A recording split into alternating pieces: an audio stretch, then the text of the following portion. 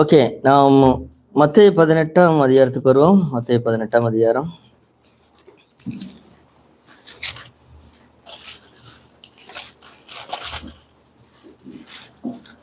மன்னிக்கும், மத்தேயு 16ஆம் அதிகாரம் 18வது வசனம். மத்தேயு 16. நான் உனக்கு சொல்கிறேன், நீ பேதுருவாய் இருக்கிறாய், இந்த கல்லின் மேல் என் சபையை கட்டுவேன், பாதாளத்தின் வாசல்கள் அதை மேற்கொள்வதில்லை. ஆண்டவர் பேதுருவை பார்த்து அவர் சொன்ன வசனம்தான், இந்த கல்லின் மேல் என் சபையை கட்டுவேன், பாதாளத்தின் வாசல்கள் அதை மேற்கொள்வதில்லை அப்படின்னு சொல்லி. இது ஒரு மிகப்பெரிய வாக்குத்தத்தம். அதாவது பழைய சபை அப்படின்னு உருவாவதற்கு முன்பதாக, அதாவது இப்போ கிறிஸ்துவின் சரீரம் என்பது சகோதர சரியிலே 2 கோணங்களிலே அழைக்கப்படுகிறது. ஒன்று, அப்போஸ்தலர் நடவடிக்கைகளுக்கு முன்பாக இந்த பூமியிலே சுற்றித்திருந்தது யாருடைய சரீரம்? கிறிஸ்துவின் சரீரம். அவர் ஜீவனுள்ளவராக அவர் என்ன செய்தார்? இந்த பூமியிலே சுற்றித் திரிந்தார். இப்போ அதற்கு பிறகு அப்போஸ்தலர் நடவடிக்கைகள் ஆரம்பித்து பரிசுத்த ஆவியானவர் பொழிந்தருளப்பட்ட பிறகு இப்பொழுதும் கிறிஸ்துவின் சரீரம் அப்படின்னு சொல்றோமே, அது யாரை பற்றி சொல்லப்பட்டிருக்கிறது? சபையை பற்றி தான். அது ஒரு தனி நபர் அல்ல, தனி நபர் கிடையாது. அது ஒரு கூட்டம் அல்லது அநேகர் சேர்ந்த ஒன்று. ஆகவே அந்த வாக்குத்தத்தம் என்ன? இப்போ ஆண்டவர் சொல்கிற வாக்குத்தத்தம் என்னன்னா, இந்த கல்லின் மேல் என் சபையை கட்டுவேன், பாதாளத்தின் வாசல்கள் அதை மேற்கொள்வதில்லை. பாதாளத்தின் வாசல்கள் அப்படின்னு சொல்லி யாரை சொல்லுகிறார்னா, சாத்தானுடைய கூட்டத்தை தான் அவர் சொல்லுகிறார். ஏன்னா இப்போ நமக்கு தெரியும், இந்த உலகத்திலே சாத்தானால் சோதிக்கப்பட்டும் வளைக்க முடியாத, அவனுடைய தந்திரத்தை வைத்து ஏமாற்ற முடியாத ஒரே ஒருத்தர் தான் உண்டு. அவர் யார்? எல்லாருக்கும் தெரியும். யார்? இயேசு கிறிஸ்து தான். மற்றபடி பழைய ஏற்பாட்டில் வாழ்ந்த எல்லாரையுமே அவன் அவ்வப்போது வஞ்சித்திருக்கிறான். தாவீதை வஞ்சித்தானா? உங்களுக்கு தெரியுமா? தெரியும். தாவீது தேவனுடைய இருதயத்திற்கு ஏற்ற மனுஷன்தான். ஆனால் ஒரு தடவை உங்களுக்கு தெரியுமல்லவா, ஜனங்களை எண்ணும்படிக்கு அவனை யார் ஏவி விட்டது? சாத்தான் தான் ஏவி விட்டான். இப்படி பழைய ஏற்பாட்டு ஜனங்களை அவன் வஞ்சித்தான். ஆனால் இயேசு கிறிஸ்து வந்ததற்கு அப்புறம் அவரை என்ன செய்ய முடியல, அவனால் வஞ்சிக்கவே முடியவில்லை. உதாரணமாக, அவர் 30 வயதாக இருக்கும் பொழுது அவர் ஊழியத்திற்கு வந்தார். ஊழியத்திற்கு வந்த பொழுது பாருங்கள், இதிலிருந்து நமக்கு என்ன தெரிகிறதுன்னு கேட்டா, இயேசு கிறிஸ்து 30 வயதாகி ஞானஸ்தானம் பெற்று கரையேறின உடனேயே பரிசுத்தாவின் அபிஷேகத்தை பெற்றுக்கொண்டார். பரலோகத்திலிருந்து தேவன் என்ன சொல்கிறார்? இவர் நேசகுமாரன், இவரில் பிரியமாயிருக்கிறேன் அப்படின்னு சாட்சி பெற்ற ஒரு நபரை பிசாசு சோதிக்கிறான்ங்கிறத உங்களால் நம்ப முடிகிறதா? நம்ப முடியும். அதுவும் அவன் சொல்லுகிற வார்த்தையெல்லாம் எவ்வளவு பெரிய வார்த்தை தெரியுமா? சாதாரண வார்த்தைகள் அல்ல. அப்போ ஆண்டவரையே, அதாவது தேவனால் நற்சாட்சி பெற்று இந்த உலகத்திலே ஒரு தடவை கூட பிசாசினால் வஞ்சிக்கப்பட முடியாதவரை கூட அவன் வஞ்சிக்கும்படிக்கு முயற்சி செய்கிறான். அப்படிங்கிறது அது முட்டாள்தனத்தின் உச்சகட்டம் என்று சொல்லலாம். ஆனாலும் அவன் என்ன செய்கிறான்? அவன் சோதிக்கிறான். பாருங்கள், இயேசுவினிடத்திலே அவன் என்ன சொல்கிறான்? இந்த முழு உலகத்தின் மகிமையை அவருக்கு காண்பித்து ஒன்றும் பண்ண வேண்டாம், ஒன்றும் பண்ண வேண்டாம். என்ன பண்ணு? காலில் விழுந்துட்டேன்னா இந்த முழு உலகத்துக்கு உன்னை என்ன செய்கிறேன்? ராஜாவாக்கி காண்பிக்கிறேன் பார் அப்படிங்கிறான். பாருங்கள் எப்படி வஞ்சனை. பாருங்கள், சில பதவிகள், சில உயர்வுகள், சில காரியங்களை காண்பித்து தேவனுக்கு விரோதமாக. பாருங்கள், பசிதான், உண்மைதான், பசி இல்லை என்று இல்லை. 40 நாள் உபவாசம் இருக்கிறார். பசிக்கிறது, பசிதான், இல்லை என்று சொல்லவில்லை. ஆனால் அவன் என்ன சொல்லுகிறான்? கல்லுகளை என்ன செய், நீ தேவனுடைய குமாரனாயானால் இந்த கல்லுகள் அப்பமாகும்படி செய்யும் அப்படிங்கிறான். அவனுக்கு தெரியும் தேவன் இயேசுவுக்கு வல்லமையை கொடுத்திருக்கிறார் என்று அவனுக்கு தெரியும். அந்த வல்லமை வைத்து கல்லை எடுத்து அப்பமாக என்று சொன்னால் என்ன செய்யும்? அப்பமாகும். ஆனாலும் ஆண்டவர் என்ன சொன்னார்னா, தேவன் சொல்லாம நான் என்ன செய்ய மாட்டேன், என்னுடைய உயிரே போனாலும். நாம் சில நேரம் நினைக்கிறோம், பசிக்கிற நேரத்துல பசி வந்தால் 10 என்ன செய்யும், 10 பறந்து போகும் அப்படின்னு. அப்படியெல்லாம் இயேசுவுக்கு 10 பறந்து போல. நியாயமான காரணங்கள் தான், நியாயமான காரணங்கள் தான். ஆனால் பாருங்கள், அதே போல இன்னொரு வசனத்தை காண்பிக்கிறான். நீர் தேவனுடைய குமாரனை ஆனால், சங்கீதம் 91 எழுதப்பட்டிருக்கிறது அல்லவா? என்ன எழுதப்பட்டிருக்கிறது? உனக்காக தூதர்கள் இருக்கிறார்கள் அல்லவா, அவர்கள் உன்னை பாதுகாப்பார்கள் அல்லவா, நீ மேலிருந்து குதி அப்படின்னு சொல்லுகிறான். வசனம் எல்லாம் உண்மைதான், வார்த்தையெல்லாம் உண்மைதான். ஆனால் அது அதாவது டெஸ்ட் பண்ணி பரீட்சை பார்க்க வேண்டும் என்று எந்த அர்த்தமும் இல்லை. சகோதரர் சொல்ல நிறைய விஷயங்கள் இந்த உலக ஜனங்கள் கேட்கிறாங்களா, தெய்வம் இருக்குன்னு சொல்றீங்களே, எங்க காமிங்க, எங்க நாங்க சொல்ற அற்புதமெல்லாம் நடக்குதான்னு காமிங்க அப்படின்னு சொன்னா, தெய்வத்தை பரீட்சித்து பார்க்க கூடாது. அவர் செய்வார், அவர் செய்வார், அவ்வளவுதான். அவர் இருக்கிறார் என்பது நம்ப வேண்டும். அவர் இருக்கிறதை இப்படித்தான் நிரூபித்துத்தான் காண்பித்துத்தான் நம்புவேன் என்றெல்லாம் கிடையாது. இப்ப சாத்தான் பாருங்கள், இயேசுவினிடத்திலே வேதவசனத்தையே காண்பித்து அவன் சொல்லும் பொழுது ஆண்டவர் என்ன செய்யல, வேற எல்லாரும் எதுவுமே பேசல. வேற சாத்தானே வா, ஒத்தைக்கு ஒத்த வரையா பார்க்கலாம் அப்படின்னா பேசிட்டு இருந்தாரு. அதெல்லாம் இல்லை சகோதரர் சொல்ல, ஒன்றே ஒன்றுதான். என்ன இருந்தது? வேதவசனம் அவருக்கு தெரிந்திருந்தது, அவ்வளவுதான். அதனால நாம் எல்லாருமே சகோதரர் சொல்ல, வேதத்தை கண்ணும் கருத்துமாய் படியுங்கள். வேத சத்தியங்களை உங்கள் இருதயத்திலே எழுதி வைத்துக் கொள்ளுங்கள், எழுதி வைத்துக் கொள்ளுங்கள். குறிப்பாக வாலிப சகோதர சோரிகளுக்கு சொல்கிறேன், இந்த வயதிலே குறிப்பாக ஒரு 18, 19, 20 வயதிலே நீங்கள் எதையெல்லாம் உங்கள் இருதயத்திலே மனதார ஏற்றுக்கொள்கிறீர்களோ அவைகள் உங்களை காப்பாற்றும். உங்களை சாத்தான் ஒன்றும் செய்ய முடியாது, ஒன்றும் செய்ய முடியாது. சில தேவனுடைய வழிகளை, தேவனுடைய வார்த்தைகளை, தேவனுடைய சத்தியங்களை உங்களுக்கு என்ன செய்யுங்கள், நீங்கள் மனதிலே எழுதி வைத்துக் கொள்ளுங்கள். அது உங்களை காப்பாற்றும். இயேசுவை காப்பாற்றினது என்னன்னு கேட்டால், அவர் சண்டைக்கு போகிறதோ ஒத்தைக்கு ஒத்த பார்க்கலான்னு வர்றதோ இந்த மாதிரி பேச்செல்லாம் கிடையாது. ஒன்றே ஒன்றுதான், வேதவசனம் இப்படியும் எழுதியிருக்கிறதே, இப்படியும் எழுதியிருக்கிறதே அப்படின்னு அவர் சொன்னார். அதனால அதற்கப்புறம் அவரை விட்டு போனான் அப்படின்னு எழுதியிருக்கிறது அல்லவா, இல்லையா? அந்த அந்த முதல் சோதனையில அவரை விட்டவன் போனான்னு எழுதிக்கிறது. சாத்தான் சகோதரர் சொல்லு கொஞ்ச நாள் போவான், அப்புறம் என்ன செஞ்சுவான், அப்புறம் திரும்பி வருவான். திரும்பி எப்போ வந்தான்னு உங்களுக்கு தெரியுமா? அந்த மலையில அந்த 40 நாள் உபவாசம் இருந்து சோதித்தான் அல்லவா, அந்த சோதனைக்கு அப்புறம் சாத்தான் எப்பொழுது திரும்பி வந்தான்னு நீங்க பார்த்துருக்கிறீங்களா? கேள்வி கேட்காம நீயே சொல்லு அப்படின்னு சொல்றீங்களா? அதுக்கப்புறம் எப்ப திரும்பி வந்தான்னா, பேதுரு மூலமாய் வந்தான். உங்களுக்கு தெரியுமல்லவா?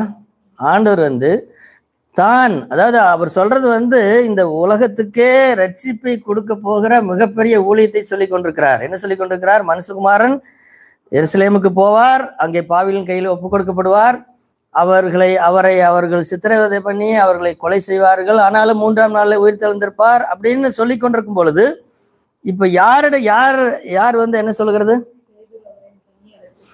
அதான் சொல்றேன். அதாவது சகோதர சாத்தான் ரொம்ப தந்திரசாலி, ரொம்ப, அதாவது இந்த மனுஷீக பாசத்தை வைத்து மயக்க பார்ப்பான்.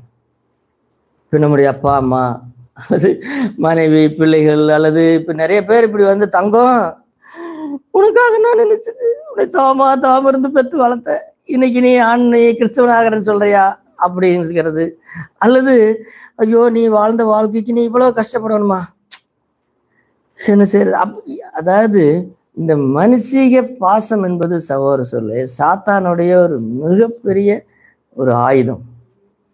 அதனால அவன் இவருக்கு இதெல்லாம் புரியல. என்ன புரியலன்னா, பேதுருவுக்கு சகோதர சொல்லி அதான் சொல்ற, நீங்கள் சத்தியங்களை அறிந்து கொள்ளாவிட்டால் சாத்தான் உங்களை வஞ்சிப்பான். நீங்க என்ன செய்யறீங்கன்னு உங்களுக்கே தெரியாது. நீங்க போய் நல்ல ஆலோசனை சொல்றேன்னு சொல்லிட்டு போய் சொல்லுவீங்க, அது என்ன ஆலோசனை? அது தவறான ஆலோசனையாய் போய்விடும். அதனாலதான் சொல்றேன், நீங்கள் சத்தியத்தை அறிந்து கொள்ளுங்கள். குறிப்பாக பாடுபடுகிற விஷயத்தை குறித்து அது எதுவோ ஒரு புதுமை என்று என்ன செய்யாதிருங்கள், திகைக்காதிருங்கள்.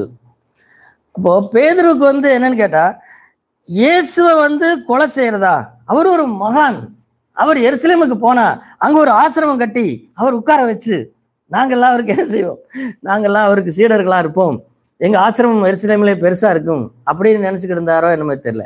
அப்படி பேரும் புகழும் வாங்கி நாங்க பெரிய ஆளுல ஆக போறோங்கிற அந்த கோணத்துல அவர் யோசிச்சுட்டு இருக்க, இவர் என்ன சொல்றாரு, எருசலேம் போக போறோம், அப்ப பல பாடுகள் பட போகிறோம், மூப்பர்களால் அவமானப்படுத்தப்படுவார் அப்படின்னு சொன்ன உடனே அவருக்கு என்ன செய்யல, அவருக்கு அனுவரே என்ன பேச்சு பேசுறீங்க, உங்களுக்கு எதாவது தெரியுதா, என்னமே இவருக்கு தான் எல்லாம் தெரிஞ்ச மாதிரி, இப்படியெல்லாம் உங்களுக்கு நடக்கக்கூடாது, உங்களுக்கா உங்க கண்ணுல இருந்து கண்ணீரே என்ன செய்யக்கூடாது, உங்க கண்ணுல இருந்து கண்ணீரே வரக்கூடாது, என் தங்கமே நீ சந்தோஷமா வாழணும், நீ உனக்கு எந்த கஷ்டமே வரக்கூடாது அப்படின்னு ஒரு அம்மாவோ அப்பாவோ சொன்னால், அப்படி கஷ்டம் கொடுக்குற பாதைக்கு நீ போறியா, அப்படி இருக்கக்கூடாது உனக்கு அப்படின்னா சரி. அதை நான் ஏன் இப்படி சொல்றேன்னா, அந்த சத்தத்தை இப்ப இயேசு சாதாரணமா இருந்தால் இயேசு எப்படி பார்த்திருப்பார் பேதுருகிட்ட? இப்ப நாமெல்லாம் சொல்றோமல்லவா, இப்ப சில பேர் நம்ம கிட்ட பரிதாபமா பேசும்போது, உங்களுக்கு தெரியுது இவங்களுக்கெல்லாம் தெரிய மாட்டேங்குது, நீங்க என்னை புரிஞ்சுக்கிட்ட மாதிரி எனக்காக அக்கறைப்படுற மாதிரி யாருங்க அக்கறைப்படுறா, ஆனா என்ன செய்யறது அப்படின்னு சொன்னாரு. ஆண்டவர் என்ன சொன்னார், சாத்தானே என்னை விட்டு என்ன செய், அப்பாலே போ. அப்ப என்னன்னு கேட்டா, அங்கிருந்தவன் 2வது தடவை எங்க வந்தான், அதாவது இதை மட்டும் தடுத்து விட்டால் என்ன நடக்கும்னு உங்களுக்கு தெரியுமா? இயேசு கிறிஸ்துவை சிலுவைக்கு போகிறத தடுத்து விட்டால் என்ன நடக்கும்? ரட்சிப்பே கிடைக்காது, நமக்கு கிடைக்காது, இந்த முழு உலகத்துக்கு என்ன செய்யாது, ரட்சிப்பு கிடைக்காது, அவரும் தேவனுடைய வழியை விட்டு விலகி போய்விடுவார். அப்ப இதெல்லாம் எப்படி பேசுகிறான், ரொம்ப பசப்பு வார்த்தைகளினாலே, மனுஷீக அன்பினாலே, மனுஷீக அக்கறையினாலே அவன் அப்படி பேசுகிறான். அப்படி சகோதர சொல்ல.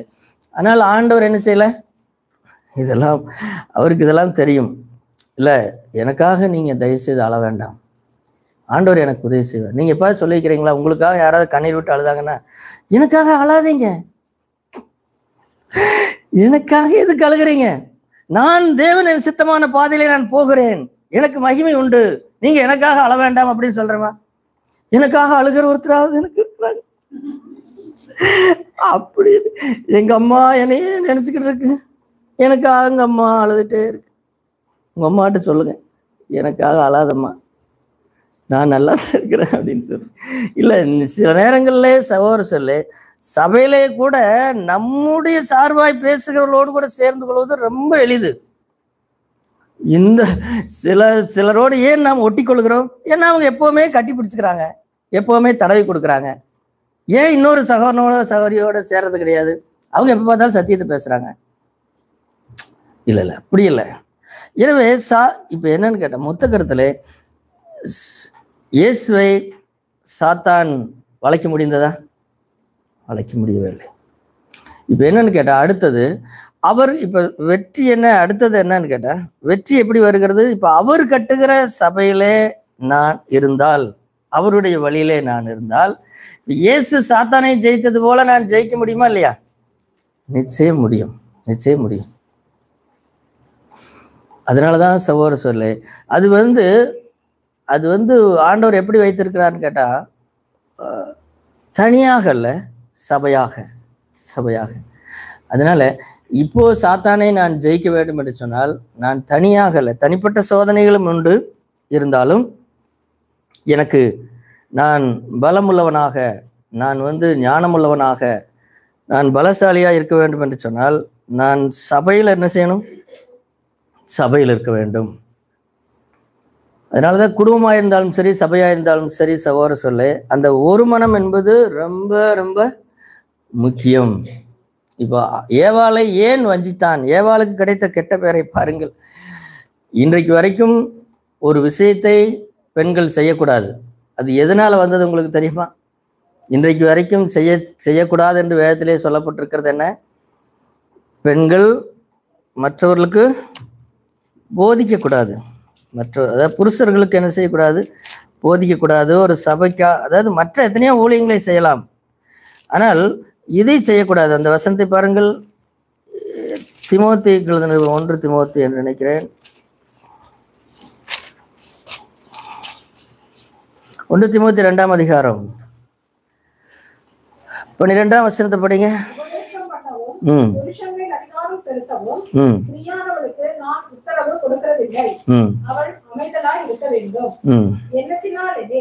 முதலாவது ஆதாம் உருவாக்கப்பட்டான், பின்பு ஏவாள் உருவாக்கப்பட்டாள். மேலும் ஆதாம் வஞ்சிக்கப்படவில்லை, ஸ்திரீயானவளே வஞ்சிக்கப்பட்டு மீறுதலுக்கு உட்பட்டாள். அப்படி இருந்தும் தெளிந்த புத்தியோடு விசுவாசத்திலும் அன்பிலும் பரிசுத்தத்திலும் நிலை கொண்டிருந்தார். பிள்ளை பேச்சினாலே ரட்சிக்கப்படுவாள். இங்கே ஒரு ஸ்திரியானவள் செய்யக்கூடாது என்று இருக்கிறது என்னன்னு கேட்டா, உபதேசம் பண்ணவும் புருஷன் மேல் அதிகாரம் செலுத்தவும். ஆனால் இந்த விஷயத்தை இன்னைக்கு அப்பட்டமாக கிறிஸ்துவ உலகத்திலே மீறி கொண்டிருக்கிறார்கள். சகோதரிகளுக்கு என்று நிறைய ஊழியங்கள் இருக்கிறது, நான் இல்லைன்னு சொல்ல. சகோதரிகளுக்கு போதிக்கலாம், சிறு பிள்ளைகளுக்கு போதிக்கலாம், சுவிசேஷம் சொல்லலாம், எதுவுமே தவறு கிடையாது. ஆனால் இன்றைக்கு கிறிஸ்துவ உலகத்தில் நடக்கிறதை நீங்கள் பாருங்கள். ஒரு சபையை நடத்துகிறார்கள். சபையிலே ஒரு ஊழியக்காரியாக, சபைக்கு ஒரு வேலைக்காரியாக இருக்கிறதை பற்றி நான் பேசவில்லை. சபையே ஒரு பாஸ்டர், ஒரு பெண் பாஸ்டராக இருக்கிறார்கள். இதெல்லாம் முழுக்க முழுக்க முழுக்க முழுக்க தவறானது. சரி, இதற்கெல்லாம் என்ன காரணம்னா, ஆதாம் வஞ்சிக்கப்படவில்லை அப்படிங்கிறது உங்களுக்கு தெரியுமா? சகோதரர்களுக்கு அப்படியே எப்பத்தானுங்க இதுக்காகத்தான் நாங்கள் காத்திருந்தனுங்க அப்படின்னு நினைக்கிறீங்களா? ஆதாம் என்ன செய்யல? வஞ்சிக்கப்படலை. ஏவாள் தான் என்ன செய்தால்? வஞ்சிக்கப்பட்டாள். அதனால குடும்பத்திலே சகோதர சொல்லே சரி, ஆதாமும் சரி, அதற்கப்புறம் வந்த ஆதாமுகள்லாம் வஞ்சிக்கப்படலையா? வஞ்சிக்கப்பட்டான். தாவீது வஞ்சிக்கப்பட்டாரா? வஞ்சிக்கப்பட்டான். அப்போ ஒரு குடும்பத்திலே சகோதர சொல்லே சாத்தானை எப்படி ஜெயிக்கிறது அப்படின்னு சொன்னா, 2 பேரும் அதான் புதிய ஏற்பாட்டை நீங்க செய்து விளங்கிக் கொள்ள வேண்டும். அது என்னன்னு கேட்டா, புதிய ஏற்பாட்டிலே சாத்தானை ஜெயிப்பதற்குரிய வழி என்ன அப்படின்னு கேட்டா, முக்கியமான வழி என்னன்னு கேட்டா, ஒரு மனம். குறைந்தது 2 பேர், அல்லது குறைந்தது 3 பேர், அல்லது குறைந்தது 10 பேர். முதல்ல அது குடும்பத்திலிருந்து ஆரம்பிக்கிறது. ஆகவேதான் குடும்பத்திலே ஒரு கணவன் மனைவி அவர்கள் இருவரும் ஒரு மனமாக இருந்தால், இப்ப பாருங்களேன், ஆதாம் ஏவாளுக்குள் நடந்த பிரச்சனை என்னன்னு கேட்டா, அந்த எத்தனையோ அதற்கு விளக்கம் சொல்லுகிறாங்களவா? ஆதாம் ஏவாளுடைய கதைக்கு நிறைய விளக்கம் சொல்லுகிறாங்க. அதுல ஒரு விளக்கம் என்னன்னு கேட்டா, ஏவாள் என்ன செய்யல, ஆதாம் கிட்ட கலந்து பேசினாளா என்பது தெரியவில்லை அப்படிங்கிறாங்க. ஏவாள் கலந்து பேசினாளா, நான் அந்த பழத்தை எடுக்க போகிறேன் என்று பேசினாளா, அல்லது தன்னிச்சையாய் போனாள் அப்படின்னு சொல்றாங்க. எதுவோ என்ன நடந்தது என்று நமக்கு தெரியல. பல கதைகள் உண்டு. ஆனால் அவள் தனியாக சாத்தானோடு கூட பேசினாள் அப்படிங்கிறது. இதுல இருந்து நாம் என்ன கற்றுக்கொள்வோம்னு கேட்டா, தன்னிச்சையாக அல்ல 2 பேரும் எதை செய்தாலும் ஒரு மனதோடு கூட நீங்கள் இருப்பீர்கள் என்று சொன்னால், சகோதர சொல்லே, நீங்கள் சாத்தானை என்ன செய்ய முடியும்? ஜெயிக்க முடியும். அல்லது இந்த ஒரு மனதிற்கு தேவன் கொடுக்கிற அந்த வல்லமை என்பது சகோதர சொல்லே, அது சாதாரண வல்லமை கிடையாது. அது சாத்தானை உங்கள் வீட்டுக்கு வெளியிலே நிற்க வைக்கிற ஒரு வல்லமை. அதனாலதான் சொல்றேன், குடும்பத்திலே பிள்ளைகளுக்குள்ளாக ஏதோ ஒரு பிரச்சனை என்று வைத்துக் கொள்வோம். அப்ப என்ன செய்யணும்னா, பிள்ளைகளுக்குள்ளே ஏன் பிரச்சனை அப்படிங்கிறத அலசி ஆராய்வதற்கு முன்பாக, அல்லது ஏன் இது என்ன இப்படி, எனக்கு இது ஒரு புரிந்து கொள்ள முடியாத பிரச்சனையா இருக்கிறது, அல்லது ஏன் இப்படி ஒரு பிரச்சனை வந்துட்டே இருக்குது அப்படின்னு உங்களுக்கு தோன்றும் என்று சொன்னால், அதை புரிந்து கொள்ளுங்கள். அது யாரால் வந்தது? அது சாத்தானால் வந்தது. அல்லது உங்கள் பிள்ளைகள் போகிற பள்ளிக்கூடத்திலேயோ, ஸ்கூல்லையோ, ஏதோ ஒரு காலேஜ்லையோ ஏதோ ஒரு பிரச்சனை அடிக்கடி நடந்து உங்கள் பிள்ளைகளை தொந்தரவு செய்து கொண்டே இருக்கிறது. உங்கள் பிள்ளைகள் நிம்மதியாய் படிக்க முடியவில்லை. இப்படி ஏதாவது ஒன்று இருக்கலாம். இப்ப இதையெல்லாம் எப்படி கட்டுப்படுத்துவது அப்படின்னா, நீங்கள் 2 பேரும் பண்ணுகிற அந்த ஜெபமானது சாத்தானுடைய கிரியைகளை என்ன செய்துவிடும்? கட்டி போடும். அந்த வசனத்தை பாருங்கள். மத்தேயு 18ஆம் அதிகாரம் அந்த வாக்கு, இது ஒரு பெரிய வாக்குத்தத்தம். இதை நாம் எவ்வளவு பேர் நம்புகிறோம் என்று தெரியவில்லை. அதனால தான் நான் சொல்றேன், திரும்ப திரும்ப சொல்லுகிறேன், சில வார்த்தைகளை நாம் நம்புகிறதில்லை. ஆகவே அது நாம் அதை பற்றி, ஆனால் இது சாத்தானுக்கு நன்றாக தெரியும். 19ஆம் வசனம், 18, 19 வாசிங்க. உங்களில் 2 பேர் தாங்கள் வேண்டிக் கொள்ள போகிற எந்த காரியத்தை குறித்தாகவும் பூமியிலே ஒருமனப்பட்டிருந்தால் பரலோகத்தில் இருக்கிற என் பிதாவினால் அது அவர்களுக்கு உண்டாகும் என்று உங்களுக்கு சொல்கிறேன். ஏனெனில் 2 பேராவது 3 பேராவது என் நாமத்தினாலே எங்கே கூடியிருக்கிறார்களோ அங்கே அவர்கள் நடுவிலே இருக்கிறேன் என்றார். அந்த 18ஆம் வசனத்தை படிங்க. பூலோகத்திலே நீங்கள் எவைகளை கட்டுவீர்களோ அவைகள் பரலோகத்திலும் கட்டப்பட்டிருக்கும். பூலோகத்திலே நீங்கள் எவைகளை கட்ட அவிழ்ப்பீர்களோ அவைகள் பரலோகத்திலும் கட்ட அவிழ்க்கப்படும் என்று மெய்யாகவே உங்களுக்கு சொல்கிறேன். அதாவது 2 பேர் அல்லது 3 பேருக்கு ஆண்டவர், அல்லது 2 பேர் தான் சொல்றார் 19ஆம் வசனத்துல. அது குறைந்தபட்சம் ஒரு கணவன் மனைவி. ஒரு கணவன் மனைவி ஒருமனப்பட்டிருந்தார்கள் என்று சொன்னால், அதை தனி நபரை பற்றி சொல்லவில்லை. புதிய ஏற்பாடு சகோதரர் சொல்ல தனி நபரை பற்றி பேசுவதில்லை. நீங்கள் இயேசுனுடைய பிரசங்களை எல்லாம் கவனித்து பாருங்கள், அவர் பண்ண ஜெபங்களை எல்லாம் கவனித்து பாருங்கள். அவர் என்ன சொல்வார்?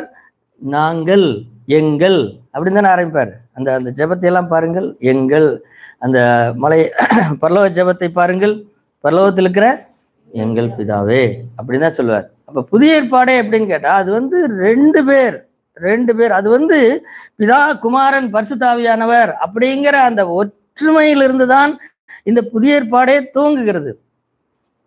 நீங்கள் நன்றாய் பாருங்கள், இயேசு கிறிஸ்து அந்த ஞானஸ்தானம் பெற்று கரையேறின உடனேயே என்ன வாசிக்கிறோம்?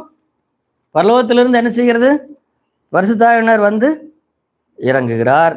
பரலோகத்திலிருந்து ஒரு சத்தம் வருகிறது. பிதா என்ன செய்கிறார்? சத்தம் இடுகிறார். இதெல்லாம் யார் மேல் வருகிறது? குமாரன் இயேசு கிறிஸ்து மூலமாய். அப்ப அந்த 3 நபர்கள், திரியேக தேவன் அப்படிங்கிற அந்த 3 நபர்கள் என்பது புதிய ஏற்பாட்டிலே தான் இருக்கிறது. ஆகவே புதிய ஏற்பாட்டை நீங்கள் விளங்கிக் கொள்ள வேண்டும் என்று சொன்னால், முதல்ல இந்த ஐக்கியத்தை விளங்கிக் கொள்ளுங்கள். அந்த ஐக்கியமானது முதல்ல குடும்பத்திலிருந்து தான் ஆரம்பிக்கிறது. குடும்பத்திலே 2 பேர் ஒருமனப்பட்டிருந்தால் அவர்களுக்கு தேவன் ஒரு அதிகாரத்தை தருவார். அந்த அதிகாரம் என்ன அப்படின்னு கேட்டா, சாத்தானுடைய கிரியைகளை என்ன செய்ய முடியும்? கட்ட முடியும். நான் இன்னொரு கேள்வி கேட்கிறேன், சாத்தானை கட்ட முடியுமா? சொல்லுங்களேன். நிறைய பிரசங்கிமார்கள் பேய் பிசாசை துரத்தும் போது அப்படி சொல்லி ஜெபிக்கிறார்கள் என்று அப்படி ஏதோ படித்தேன். அதாவது, சாத்தானே உன்னை கட்டுகிறேன், சாத்தானே உன்னை நரகத்துக்கு அனுப்புகிறேன் அப்படின்னு வீர வேஷத்துல பேசுறாங்க. அது உண்மையா? சாத்தானே நம்மால கட்ட முடியுமா? சாத்தானே நம்மால் கட்ட முடியாது. சாத்தானே நரகத்திற்கு என்ன செய்ய முடியாது, என்னால் நம்மால் அனுப்ப முடியாது. ஆனால் என்ன செய்ய முடியும்? உங்கள் வீட்டிலே சாத்தான் செய்கிற கிரியைகளை என்ன செய்ய முடியும்? கட்ட முடியும். சாத்தான் பெருந்தரையில சுத்திட்டு இருக்கிறத நீங்க தடுக்க முடியுமா? முதல்ல இன்னொரு கேள்வி, சாத்தான் பெருந்தரைக்கு வாரானா இல்லையா? சொல்லுங்க. அதெல்லாம் நாங்க இயேசு நாமத்துல கட்டி அவனை வராதபடி தடுத்திருக்கிறோம், பெருந்தரையை சுத்தி இயேசுவின் ரத்தத்தை தெளிச்சிருக்கிறோம் அப்படின்னு சொல்றீங்களா? அதனால பெருந்தரையை சுத்தி இயேசுவின் ரத்தம் தெளிக்கப்பட்டிருக்கிறபடினாலே சாத்தான் இந்த எல்லைக்குள் வரமாட்டான் அப்படின்னு சொன்னா அதை நான் எப்படி நம்புறது? வேதம் என்ன சொல்லுகிறதோ அதுதானே நம்ப முடியும். வேதம் என்ன சொல்லுகிறதுனா, அவன் என்ன சொல்லுகிறான் யோவின் புஸ்தகத்திலே? பூமி எங்கும் உலாவி சுற்றி திரிந்து வருகிறேன், பெருந்தரையிலையும் சுற்றி திரிந்து வருகிறேன். புதிய ஏற்பாட்டில் எங்க எழுதப்பட்டிருக்கு? வெளிப்படுத்தின விசேஷத்துல ஒரு இடத்துல எழுதப்பட்டிருக்கும். பெர்கமு அப்படிங்கிற ஒரு சபை இருக்கும். அந்த பெர்கமு அப்படிங்கிற சபை இருக்கிற இடத்துல சாத்தான் என்ன செய்தான் எழுதப்பட்டிருக்குன்னா, சாத்தானுடைய சிங்காசனம் இருக்கிற இடத்துல நீ குடியிருக்கிறதையும் அப்படின்னு சொல்லி பெற்றுக்கொண்டிருக்கிறதையும் அப்படின்னு சொல்லும் பொழுது என்னன்னு கேட்டா, சாத்தான் இன்றைக்கும் என்ன செய்து கொண்டிருக்கிறான்? உலாவி கொண்டுதான் இருக்கிறான், பெருந்தரையிலும் சுத்திட்டு தான் இருக்கிறான்.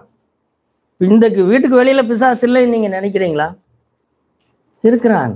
நாம் பேசுகிறதை கேட்கறது இல்லைன்னு நினைக்கிறீங்களா? கேட்டுக்கொண்டுதான் இருக்கிறான். நீ நல்லா பேசுங்க, நல்லா கேளுங்க, ஆனாலும் அப்படின்னு அவன் என்ன செய்வான்?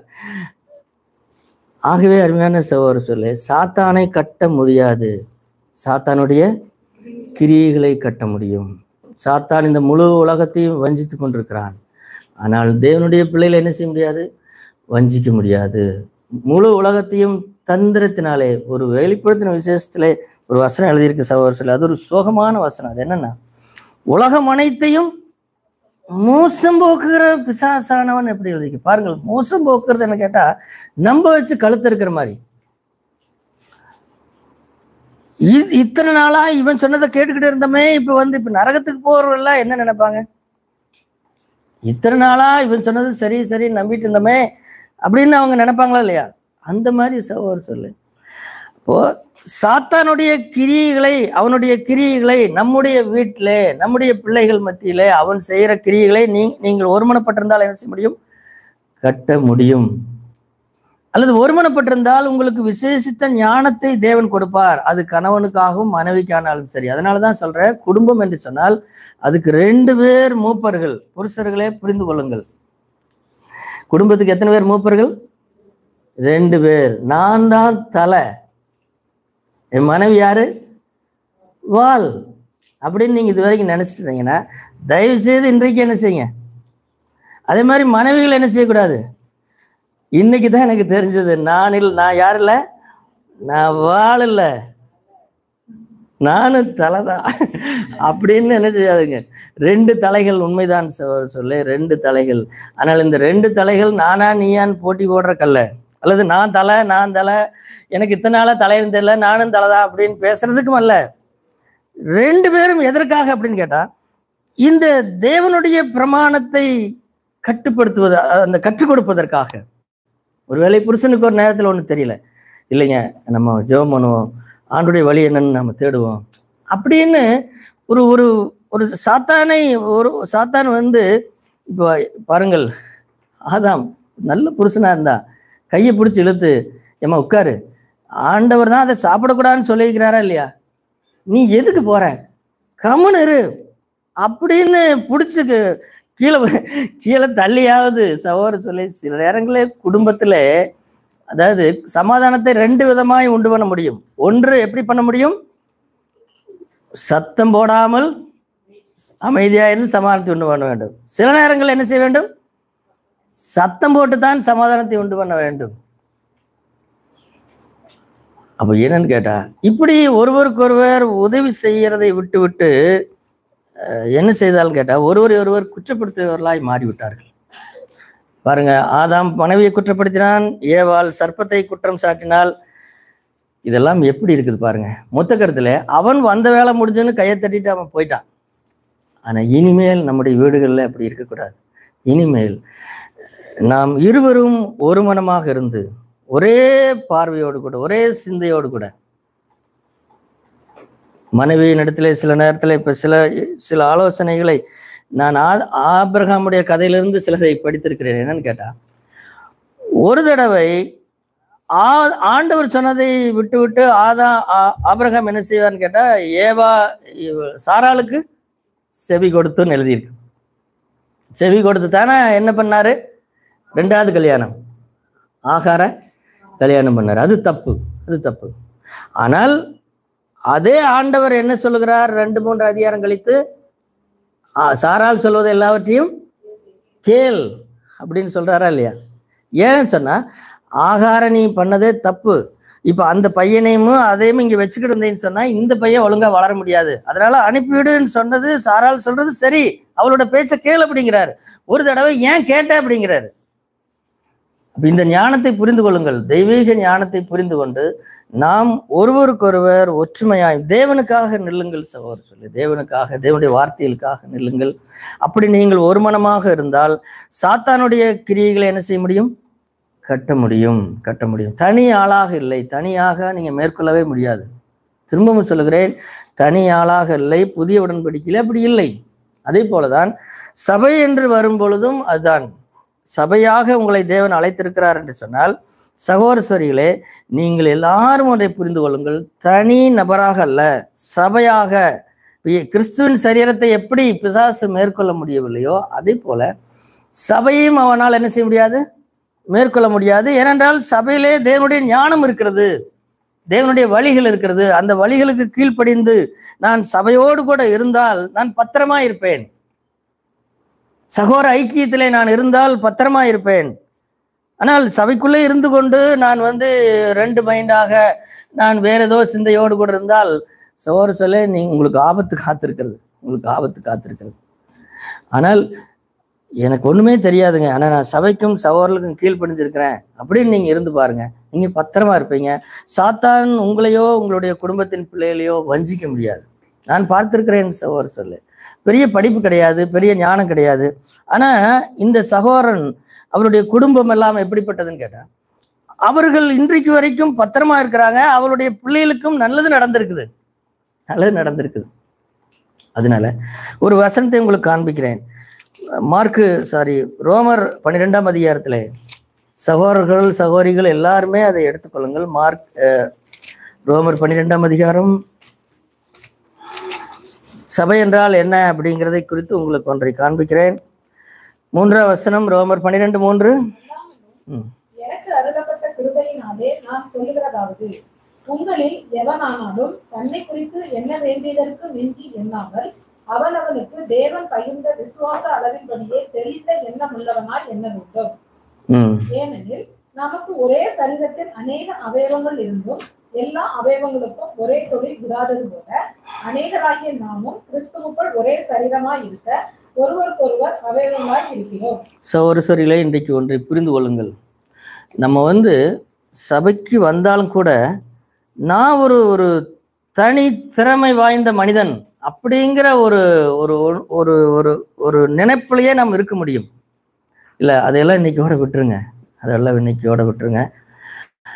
அது எப்படிப்பட்டது, அல்லது நம்மை குறித்து எப்படி என்ன வேண்டும் அப்படின்னு சொன்னா, எப்படி என்ன வேண்டும் என்றால், உங்களுக்கு தெரியும் ஒரு வசனம் ஆண்டவர் சொன்னார். அந்த வசனத்தை அதை நீங்களும் சொல்லுங்க, நானும் சொல்றேன். அதாவது அதை நான் சொல்றேன், அதை நீங்க நான் பாதி சொல்றேன், நீங்க பாதியை சொல்லுங்க பார்க்கலாம். என்னை கண்டவன் பிதாவை கண்டான். சரி, இப்போ இதே வசனத்தை நான் ஒரு தனி மனிதன் என்று வைத்துக் கொள்வோம். இப்போ நான் ஒரு தனி மனிதனா இருக்கிறேன் என்று வைத்துக் கொள்வோம். இப்போ நான் என்ன செய்ய முடியாதுன்னு கேட்டா, அவர் சொன்னது போல் நான் சொல்ல முடியுமா? அப்ப எப்படி சொல்ல முடியும்? அதாவது நான் விளக்கி சொல்லுகிறேன். அந்த காலத்துல சகோதர சொல்ல இயேசு கிறிஸ்து ஒருத்தர் மட்டும் தேவனுடைய எல்லா சுபாவத்தையும் அவருடைய வாழ்க்கையில் என்ன செய்தார்? வெளிப்படுத்தி காண்பித்தார். அவர் இரக்கமுள்ளவராயிருந்தார், அன்புள்ளவராயிருந்தார், தயாளராயிருந்தார், கண்டிப்பாயிருந்தார், பாவத்தை கண்டித்து பேசினார். பரிசேயர் சதுசேயரை எப்படி பேசினார் என்பதை பாருங்கள். அந்த தேவாலயத்திலே போய் காசுக்காரரை எப்படி சாட்டை அடித்து விரட்டினார் என்பதை பாருங்கள். ஆனால் ஒரு பாவியான ஸ்திரீ அவரிடத்தில் வரும் பொழுது அவளை எப்படி மன்னித்தார் என்பதை பாருங்கள். அல்லது எல்லாரும் பசியாயிருக்கும் பொழுது இவர்களுக்காக பரிதவிக்கிறேனே அப்படின்னு சொல்லி பரிதவித்ததை பாருங்கள். இப்படி இத்தனை வேலைகளையும் அவர் என்ன செய்தார்? ஒரே ஒரு ஆள் செய்தார். இப்போ நம்மளால அப்படி செய்ய முடியுமான்னு கேட்டால் நம்மளால செய்ய முடியாது. அதை புரிந்து கொள்ளுங்கள். கண்டிப்பாக நம்மால் ஒரு ஆளால் இப்ப என்னை கண்டவன் பிதாவை கண்டான்னு நான் சொல்ல முடியாது. இயேசு சொன்னார். அப்ப இப்ப நாம எப்படி சொல்ல வேண்டும் கேட்டா, எங்களை கண்டவன் இயேசுவை கண்டான் அல்லது பிதாவை கண்டான் என்றுதான் சொல்லலாம். எங்களுடைய சபைக்கு வாருங்கள், எங்களை எல்லாரையும் பாருங்கள், எங்களை பார்த்து. இப்ப நாங்கள் கிறிஸ்துவின் சரீரம். ஒரு காலத்திலே அந்த கிறிஸ்துவின் சரீரம் சொன்னது என்னை கண்டவன் பிதாவை கண்டான். இப்ப இந்த காலத்திலே வாழ்கிற நாமும் கிறிஸ்துவின் சரீரம் என்றுதான் நம்மை பற்றி சொல்லுகிறோம். இப்ப நாம என்ன சொல்லணும்? என்னை கண்டவன் சொல்லக்கூடாது. என்ன சொல்லணும்? எங்களை கண்டவன். ஏனென்றால் நாம் எல்லாருமே சிறந்தவர்களா இருந்தாலும் சகோதர சொல்ல ஏதோ ஒரு பகுதியைத்தான் நம்மளால் செய்ய முடிகிறது. இப்ப நானே பார்க்கிறேன், என்னை நான் பார்த்திருக்கிறேன் சகோதர சொல்ல. எனக்கு சாந்தமாக பேச தெரியும். ஆனால் கண்டிப்பாக பேசு அல்லது ஏதாவது கண்டிச்சு புத்தி சொல்லுன்னு சொன்னா எனக்கு கோபம் வந்துடுது. எனக்கு கோபம் கத்திடுவேன். ஆனால் இதே விஷயத்தை இன்னொரு சகோதரன் எந்த சலனம் இல்லாமல் கண்டித்து சொல்லுவார். புரிகிறதா நான் சொல்றது உங்களுக்கு? ஆமாம். அப்ப என்னன்னு கேட்டா, என்னுடைய அளவு இவ்வளவுதான். என்னால சாந்தமா இருக்க தெரியுது. ஆனா ஒரு விஷயத்தை கண்டிச்சு, இயேசு கிறிஸ்துவை போல கண்டிச்சு பேசி, ஆனால் எந்த விதமான சலனம் இல்லாமல் அவர் இருந்தது போல என்னால் இருக்க மாட்டேங்குது. என்னால் இருக்க முடியல. அதாவது சாட்டை எடுத்து விரட்டி அடிக்கிறார், ஆனால் அவர் எந்த பாவம் செய்யாத அப்படியே சாந்தமா இருக்கிறார். அது நீங்கள் புரிந்து கொள்ள முடிகிறதா? அப்படி எல்லாராலும் பண்ண முடியுமான்னு கேட்டால் முடியாது. அப்போ என்னன்னு கேட்டால், ஒரு சகோதரன் கண்டிப்பாய் இருப்பதற்கென்றே அழைக்கப்பட்டவராய் இருப்பார். அவர் கண்டிப்பாய் பேசுவார், ஆனால் பாவம் செய்ய மாட்டார். இப்ப நானும் அவரை போலவே நானும் கண்டிப்பாய் பேச போவேன் என்று சொல்லி பேசினால் நான் என்ன செஞ்சிடுவேன்? நான் பாவம் செஞ்சிடுவேன். அதனால என்னை போல இருக்க இன்னொருத்தர் முயற்சி பண்ணக்கூடாது, இன்னொருத்தரை போல இருக்க நான் முயற்சி பண்ணக்கூடாது. சரீரத்துல எனக்கு ஒரு நாவாக இருக்கும்படி தேவனை அழைத்திருந்தால் நான் நாவாகத்தான் இருக்கணும். எனக்கு அள்ளி கொடுக்கிற வரம் எனக்கு இல்லை. ஆனால் நான் பார்த்திருக்கிறேன், சபையிலே பணத்தை தேவனுடைய ஊழியத்திற்கு என்று அள்ளி கொடுக்கிற சவால் உண்டு. எனக்கு அப்படி வரமாட்டேங்குது. ஆனா எனக்கு என்ன வருகிறது? எனக்கு வேறொன்று வருகிறது. அப்ப இதையெல்லாம் பார்த்து பார்த்து நான் என்ன முடிவு பண்ணேன்னு கேட்டா, சபையிலே நான் யார்? நான் ஏதோ ஒரு பகுதி, அவ்வளவுதான். நான் இடுவாய் சபையில நான் யார்? நான் ஒரு பகுதி, அவ்வளவுதான். இப்ப நாங்க எல்லாரும் சேரும் பொழுதுதான் எதை காண்பிக்க முடிகிறது? இயேசுவை காண்பிக்க முடிகிறது. அதனால ஒரு சகோதரன் ஓடியாடி வேலை செய்வதற்குரிய வரம் அவருக்கு இருக்கும். அந்தரங்கமாக அநேக காரியங்களை செய்வதற்குரிய வரம் இருக்கும். இன்னொருவருக்கு நிறைய ஜெபிக்கிற வரம் இருக்கும். இன்னொருத்தருக்கு நிறைய கொடுக்கிற வரம் இருக்கும். இன்னொருத்தருக்கு நிறைய பேசுகிற வரம் இருக்கும். இப்படி பல்வேறு, சிலருக்கு கண்ணீர் சிந்தி அணைத்துக் கொள்கிற வரம் இருக்கும். சிலர் அப்படியே பேசும் பொழுது தேவனே ஒரு தாய் தன் பிள்ளையை தேற்றுகிறது போல ஒருவர் பேசுவார். இப்ப நான் போய் பேசுனா என்ன நடிக்கிறீங்களா அப்படின்றாங்க. அதனால சகோதரர் சொல்ல இந்த ரோமர் 12 அந்த வசனத்தை நீங்க புரிந்து கொள்ளுங்கள். என்ன எழுதிக்கிறது? அல்லாமலும் எனக்கு அருளப்பட்ட கிருபையினாலே நான் சொல்லுகிறதாவது, உங்களில் எவனானாலும் தன்னை குறித்து என்ன வேண்டியதற்கு மிஞ்சி எண்ணாமல் அப்படின்னு சொன்னா, தன்னை குறித்து, அதாவது தனக்கு தேவன் பகிர்ந்தளித்த அளவின்படியே அப்படின்னு சொன்னா, நான் தான் எல்லாம், நான் இல்லைன்னா சபை இல்லை அப்படின்னு என்ன செஞ்சாதீங்க, ஒரு நாள் நினைச்சிடாதீங்க. இல்லை, அப்படி கிடையவே கிடையாது. நான் சபையிலே ஏதோ ஒரு முழு சரீரத்துல எப்படி கை இருக்கிறது, கால் இருக்கிறது, கண் இருக்கிறது, காது இருக்கிறது, நாக்கு இருக்கிறது, இருதயம் இருக்கிறது, இப்படி இருக்கிறது போல இதுல ஏதோ நான் ஒரு பகுதி, அவ்வளவுதான். அப்ப இந்த மனத்தாழ்மையோடு கூட நாம் எல்லாரும் கூடி வந்தால் சாத்தான் நமக்குள் வர முடியுமா? ஆனால் நீங்கள் தனித்தனியா இருந்து பாருங்கள். தனித்தனியாக நான் யார் தெரியுமா, நான் யார் தெரியுமா, நான் யார் தெரியுமா அப்படின்னு நீங்க இருந்து பாருங்கள். சாத்தான் என்ன செய்து விடுவான்? சபையை மேற்கொண்டு விடுவான். இன்றைக்கு எத்தனையோ சபைகள் சாத்தானால் மேற்கொண்டு விட்டது. ஆனால் அந்த சபையிலே பாடுகிறார்கள், பிரசங்கம் பண்ணுகிறார்கள். ஆனால் எங்கெல்லாம் கிறிஸ்துவின் சரீரம் கட்டப்படுகிறதோ அங்கெல்லாம் அந்த சபையில் இருக்கிறவர்களை அல்லது அந்த சபையார் சேர்ந்து ஒரு ஜெபம் பண்ணினால், அந்த ஜெபத்தினாலே இந்த பெருந்திரையிலே கிரியை செய்கிற பிசாசுடைய கிரியை என்ன செய்யப்பட முடியும்? கட்ட முடியும். அந்த சபையிலே நான் இருந்தால் என்னை சாத்தான் என்ன செய்ய முடியாது? என்னை அவனால் வஞ்சிக்க முடியாது. ஏனென்றால் எனக்கு தேவனுடைய ஞானம் எனக்கு கிடைக்கிறது. இதான் பாருங்க, ஒரு கணவன் மனைவி தேவனால் பிசாசினால் வஞ்சிக்க முடியாது. ஏனென்றால் அவர்கள் தேவனுடைய ஞானத்திற்கு கீழ்ப்படிந்திருக்கிறார்கள், ஒருவரை ஒருவர் ஒருமனப்பட்டிருக்கிறார்கள். ஆகவே இந்த ஒரு மனதை மதியுங்கள் சகோதரர்களே. சின்ன சின்ன விஷயங்களை பெரிதாக்காதீர்கள். சில நேரங்களிலே தவறான புரிந்து கொள்ளுதல் வரும், அது பரவாயில்ல, அதை மன்னித்து விட்டு விடுங்கள். ஆனால் தேவன் உங்களை இசைத்த அந்த ஒரு மனதை தயவு செய்து ஆவியின் ஒருமையை காத்து கொள்ளுங்கள். ஒரு நோக்கத்திற்காக தேவன் இங்கே உங்களை எல்லாரையும் கூடி வர பண்ணியிருக்கிறார். சின்ன சின்ன அற்ப விஷயங்களை நினைத்து நீங்கள் என்ன செய்து விடாதுன்னு கேட்டால், உங்களை தேவன் இசைத்திருக்கிறார்.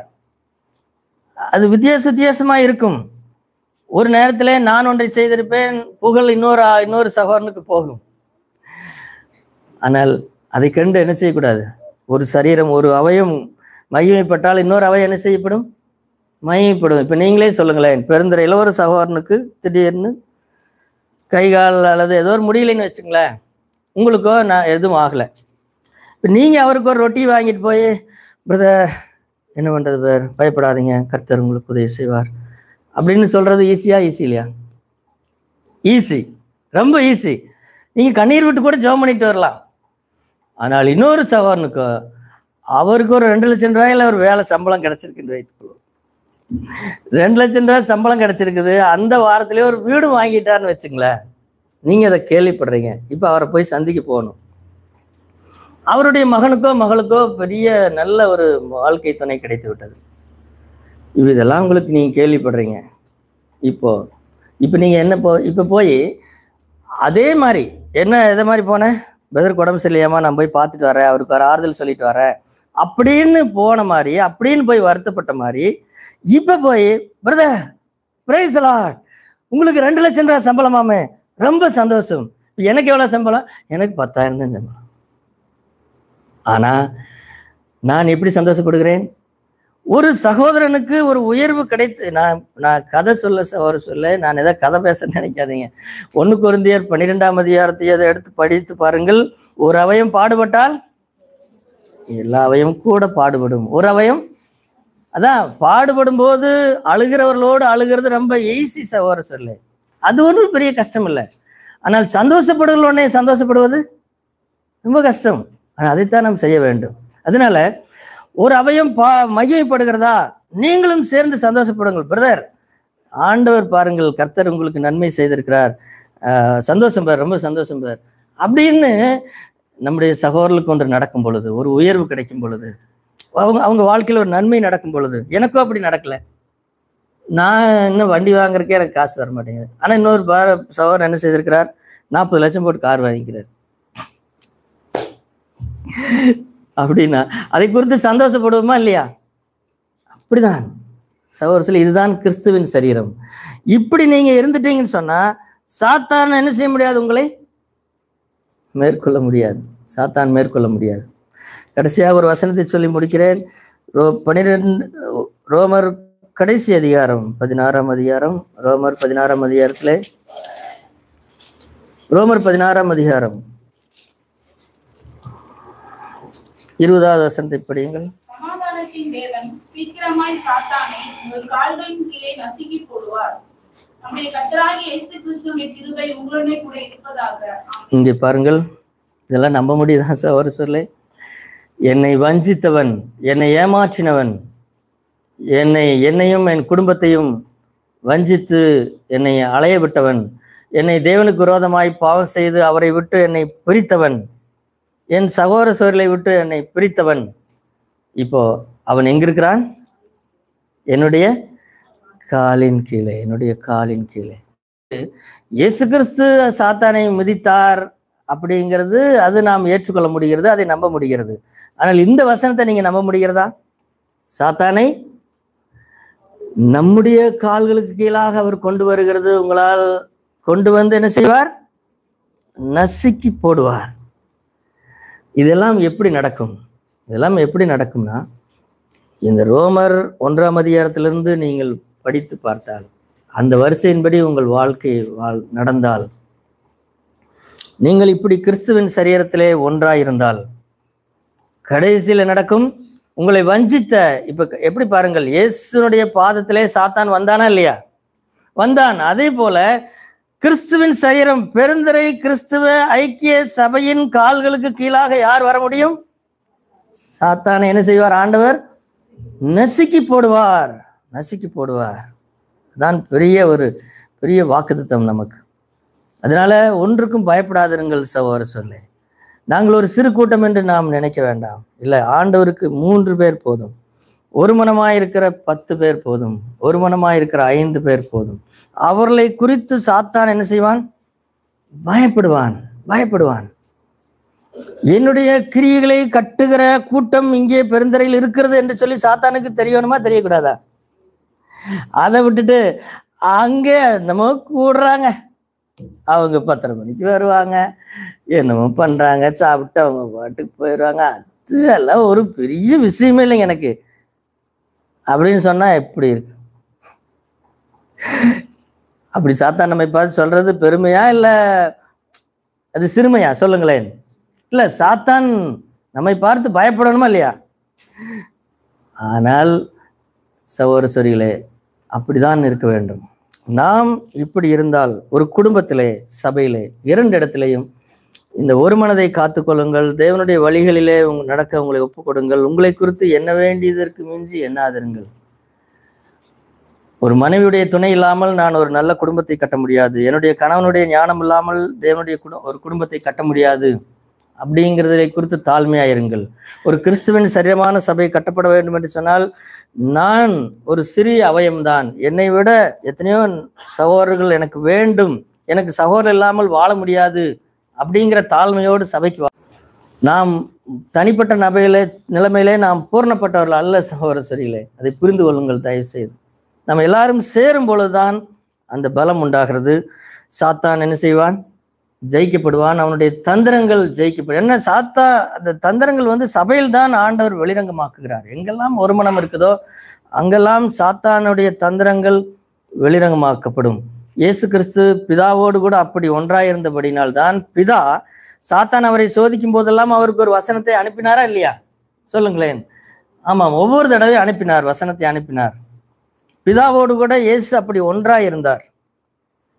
அதே போல நாமும் அப்படி ஒன்றாயிருப்போம் என்று சொன்னால் சாத்தான் நம்மை கெடுக்க முடியாது, நம்மை வஞ்சிக்க முடியாது. நமக்கு ஞானம் கிடைக்கும், சபையிலையும் சரி குடும்பத்திலையும் சரி. அதை வைத்து இந்த பூமியிலே அவருக்கேற்ற ஒரு சபையாகவும் குடும்பமாகவும் என்ன செய்ய முடியும்? இருக்க முடியும். தேவன் நம்ம எல்லாருக்கும் உதவி செய்வாராக.